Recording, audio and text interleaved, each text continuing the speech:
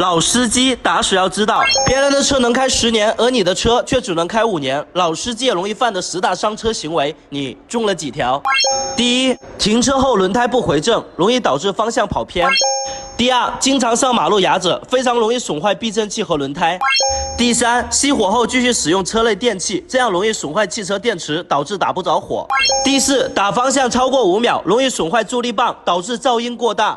第五，经常在不平整路面停车，容易导致方向跑偏。第六，车没有停稳就挂入 P 档，这样容易损坏变速箱锁止机构。第七，刚启动就猛踩油门，容易导致发动机过早磨损。